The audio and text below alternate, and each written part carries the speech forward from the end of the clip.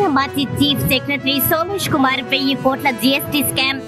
రాష్ట్రానికి సంబంధించిన వాణిజ్య పన్ను ఇన్పుట్ ట్యాక్స్ క్రెడిట్ చెల్లింపుల్లో 1000 కోట్ల మేర అవకతవకలు జరిగినట్లు పోలీసులు గుర్తించారు. 75 కంపెనీలు ఈ స్కామ్ లో భాగస్వాములుగా తేల్చారు. ఈ స్కామ్ లో లబ్ధి పొందిన వాటిలో రాష్ట్ర బీవరేజెస్ కార్పొరేషన్ కూడా ఉంది. ఫోరెన్సిక్ డిపార్ట్మెంట్ వారు ఆడిట్ చేయడంతో ఈ కొత్త స్కామ్ వెలుగులోకి వచ్చింది.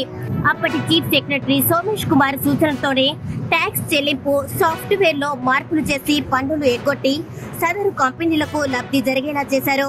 ఈ మొత్తం వివరాలు ఎగ్గొట్టిన పన్నులు విలువ 1000 కోట్ల పైనే ఉన్నట్లుగా తెలుస్తుంది.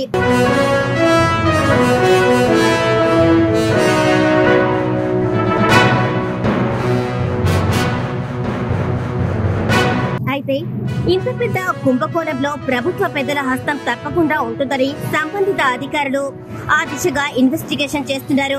ఇప్పటికే లిక్కర్ స్కామ్, కాళేశ్వరం కుంభకోణం, ఫోన్ ట్రాకింగ్ అంటూ బీఆర్ఎస్ నాయకుల చుట్టూ కేసులు తిరుగుతున్న వేళ ఈ స్కామ్ బయటపడడం తెలంగాణ ప్రజలను విస్తుపోయేలా చేస్తుంది. Commercial tax commissioner Ravi Karuri central crime station లో ఈ కుంభకోణానికి సంబంధించిన మాజీ సీఎస్ సోమేష్ కుమార్ తో పాటు IIT Hyderabad associate professor Shobhan Babu, commercial tax additional commissioner Kashi Visweswararao, deputy commissioner Sivarama Prasad, ఫిలాంట్రో టెక్నీషియన్లను చేరుస్తూ ఫిర్యాదు చేశారు.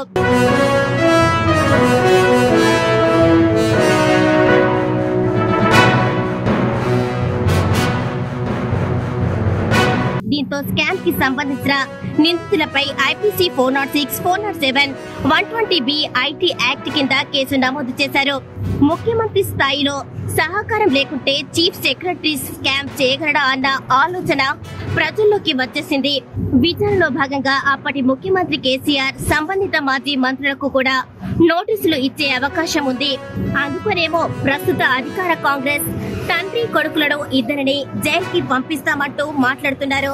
మన దేశంలో చట్టాలపై సామాన్యులను నమ్మకం పోకూడదు అంటే తప్పు చేసిన వారు ఏ స్థాయిలో ఉన్నా అరెస్టు చేసి ప్రజాధనాన్ని తిరిగి రాబట్టినప్పుడే చట్ట వ్యవస్థలు బలపడతాయి. మరిన్ని వీడియోస్ కోసం GB news Telugu YouTube channel ని లైక్, షేర్ అండ్ సబ్స్క్రైబ్ చేయండి.